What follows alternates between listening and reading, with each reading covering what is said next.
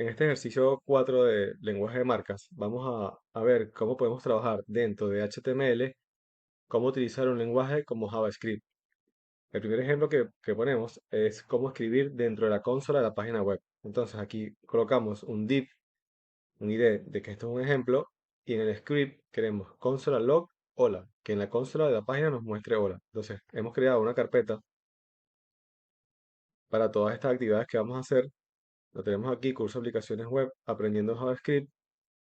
Abrimos el 1, vemos que la contenido de la web es nulo, no hay nada, pero si nos vamos a inspeccionar y vamos a la consola, vemos que aquí abajo nos muestra el mensaje que escribimos, hola. Lo segundo que hicimos fue cómo podemos escribir ya no solamente en la consola, sino también dentro de la página web. Entonces, en el div, dentro de lo que es el div, colocamos varios ejemplos y le colocamos varios mensajes. Si vamos al 2, vamos a actualizar aquí, que es el segundo. Vemos que nos abre ya no solamente en la consola, sino que también tenemos estos tres mensajes que le hemos puesto dentro del HTML. Estos de aquí. Seguimos con el tercer ejemplo que utilizamos. ¿Qué fue lo que hicimos ahora? Ahora le agregamos un document.getElementById, que es para que aprendamos cómo podemos agregar cosas dentro de lo que hicimos antes sin tener que ir modificando manualmente aquí. Entonces, le colocamos este ejemplo 2b, lo ponemos justo después del 2 y le decimos, y aquí no le decimos nada. Lo que queremos que aparezca aquí se lo escribimos aquí abajo en el inner HTML. Si estás viendo esto, esto te lo da JavaScript. Entonces esto nos demuestra que ya no necesariamente tenemos que escribir todo aquí en el div, sino que podemos agregar un solo div y conforme a lo que cambiemos aquí se actualiza esto automáticamente. Abrimos el tercer ejemplo, y vemos que nos aparece aquí el mensaje que agregamos. Si estás viendo esto, es que te lo da JavaScript. Ya con el cuarto ejemplo, vamos a ver cómo podemos trabajar con variables. Entonces continuamos igual como el anterior, le dejamos este ejemplo 2b y agregamos dos variables, variable 3, variable 1 y variable 2. Le damos un número entero a cada uno. Y agregamos una variable de resultado que es la suma de estos dos. Y le colocamos, si estás viendo esto, es que el resultado vemos que tuvimos que poner aquí una variable, tuvimos que definir una variable de resultado con la operación matemática. Entonces nos vamos al 4, en este caso sería el ejercicio 4. Si estás viendo esto, es que el resultado es 7, que es lo que está aquí, el resultado de 3 y 4 es 7. Ahora, vamos a ver las diferentes operaciones aritméticas que podemos usar sin necesidad de definir aquí la variable de resultado. Entonces, continuamos con las mismas variables, 3, 4 y 3. Esto aquí lo borramos, el div, porque no lo necesitamos ya. Y cambiamos el document getElementById por un document write. Queremos que nos escriba la suma entre las variables. Encadenamos B1 y B2, porque esto, al encadenar, le estamos diciendo que con cualquier cosa que pongamos aquí nos tiene que tomar en cuenta el valor, es B1 más B2. Hacemos con la suma, con la resta, con la multiplicación y con la división. Si nos vamos al 5, que es el ejercicio donde estamos con las operaciones aritméticas, vemos que nos da la suma en total, es esto, la resta, la multiplicación y la división.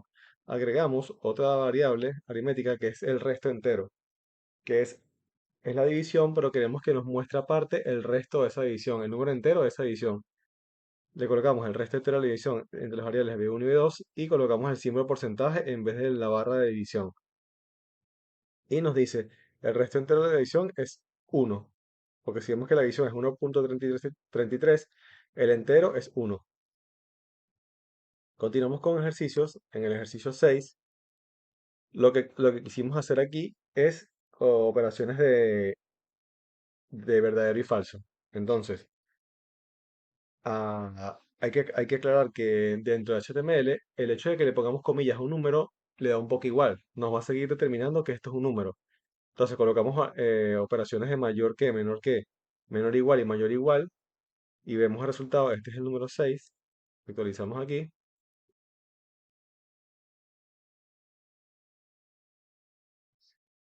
Es cierto que 4 es menor que 4, falso, porque son iguales. Es cierto que 4 es menor que 4, falso. Es cierto que 4 es menor o igual que 4, es verdadero, porque basta con que una de las dos sea verdadera para que nos ponga verdadero. Y es cierto que 4 es mayor o igual a 4, verdadero. Aquí, en las siguientes dos, utilizamos vemos como agregamos unas comillas aquí para decir que es cierto que es igual, sabemos que tenemos que utilizar dos igual. Es cierto que el 4 es igual al 4, true. Pero ahora, como le hemos colocado las comillas al 4, si le agregamos un igual aquí, un triple igual, ahí sí es verdad que nos va a tomar el 4 como un carácter. Entonces le decimos, es cierto que 4 es igual al 4, ahí nos dice falso, porque le estamos dando un triple igual. En la última parte de lo que hicimos fue los verdaderos y falsos, pero con cadena de caracteres. Entonces, tenemos la variable hoy, lunes, nombre José Vicente, y le agregamos un document igual. Es cierto que hoy es lunes y que nombre es igual a José Vicente, entonces hoy, dos veces igual, lunes, y nombre, el doble símbolo, es igual a José Vicente. Esto debería darnos true. Vamos al 7 y tenemos un resultado true. Continuando con el uso de JavaScript dentro de HTML, lo siguiente que vamos a hacer es crear un calendario. Para crear el calendario, creamos una nueva clase ID calendario. Entonces, lo que hacemos primero, una clase, no, un nuevo div. Le damos ID, le damos el nombre que queremos, calendario. Luego, lo que haremos lo siguiente es introducir cada dato de calendario, los días, los meses y los años. Para esto, antes, en el style, en, como queremos que sea un calendario de todos los días del mes, a la clase día, que es la que vamos a usar aquí en este for, le queremos que le editamos, le decimos que queremos un width de 100 píxeles, un height de 100 píxeles, o sea, un cuadrado, un border de un píxel que sea color sólido gris y que estén unos al lado del otro. Entonces, lo primero que hacemos es en este for ingresar el día, ingresar los días. La variable día, queremos que empiece en 1, que sea menor o igual a 30 y que sea día más, o sea, que vaya sumando de 1 en 1. Le damos un document write div class día, encadenamos el día, cerramos el div y le ponemos if día porcentaje 7 igual a 0. Esto se lo hacemos y agregamos un clear vote. Esto lo hacemos para que en el calendario los días, en vez de quedar de llegar del 1 al 30, uno al lado del otro, cuando llegue al 7, que nos salte enseguida a la siguiente línea. Es decir, que nos quede como un calendario normal. No importa la anchura de la página, siempre lo vamos a ver igual. Tenemos que incluir el clear vote, este de aquí, para que nos haga esto. Si no, los días estarían unos al lado del otro, llegarían hasta el 15, 16, 17, dependiendo de la anchura de la ventana web. Lo siguiente que hacemos es ingresar los meses. Volvemos a meter un for muy parecido al que utilizamos con el día, solo que esta vez la variable es mes igual a 1, los meses menor o igual a 12, y igual encadenamos el mes más para que nos sume de 1 en 1 hasta 12. El document write usamos el mismo con el div style clear vote div, y el document write que usamos le ponemos ya una vez un h2. Usamos h2 para usar el h1 en los años. Este es el mes del año, y es lo que vemos aquí. Este es el mes 1 del año, luego tenemos el mes 2, el mes 3, el mes 4, hasta que llegue el mes 12 y luego salta al siguiente año. Para el año incluimos igual un for con la variable año, igual que en este caso va a empezar en el 2022, que llega hasta 2025, y lo mismo, encadenamos el año más para que nos suma de uno en uno. El document write usamos el mismo, el clear vote.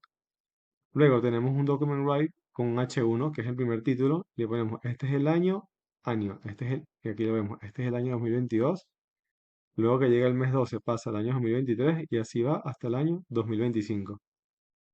A continuación, una vez que ya tenemos nuestro calendario hecho, el problema que teníamos era que no nos estaba empezando exactamente en el día del mes que corresponde.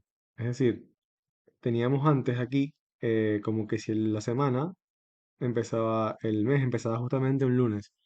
Tuvimos que modificarlo para que nos diera correctamente. Entonces, lo que hicimos primero fue de internet, de la biblioteca W3 Schools, buscamos una función en la cual podamos que nos permita averiguar los días que tiene un mes en un determinado año. Entonces, esta es la función que descargamos, var get days in month function, month year, return date, year month, and get date. Entonces, en lo que ya teníamos aquí en el for para el año, este lo dejamos exactamente igual, no cambiamos nada. Pero en el mes tuvimos que agregarle aquí las variables. Queremos que en el mes le agregamos una variable que llamada cuenta día, igual a uno, una variable date que va a ser new date, que está aquí en la función que descargamos, en donde y es igual al año la m es igual a mes menos uno. ¿Por qué mes menos uno? Porque la función que descargamos empieza a contar desde el cero y no desde el uno como lo tenemos nosotros. Luego, una variable first date, en la cual le decimos que va a ser igual a new date, donde en el año, mes y en uno, en el día. Y luego aquí en el for modificamos la variable que teníamos, en vez de poner mes, ponemos variable días en blanco igual a uno, donde días en blanco es menor a first day, punto get day, días en blanco más más. El document where lo dejamos igual y al final le agregamos un cuenta día más más. Luego, en el condicional for para los días, en vez de poner día menor o igual a 30, le ponemos get days in month, es decir, porque no todos los meses tienen 30 días. Entonces queremos que nos muestre para un mes determinado cuántos días tienen. Por ejemplo, febrero que tiene 28 y luego hay meses con 31 y con 30 días. Luego aquí en el if, cuenta día porcentaje 7 igual a cero y el clear bold para que este es el flow, lo dejamos igual. Le damos un cuento día más más y vemos el resultado que tenemos aquí, como ya cada mes, por lo menos el mes uno que es enero, llega hasta 31, enero del 2022 empezó un sábado, luego febrero, el febrero de 2022 empezó un martes, llega hasta 28, también podemos verificarlo aquí, calendario, para que lo veamos mejor.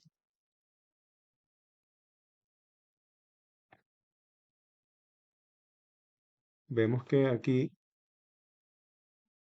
a ver si lo vemos mejor,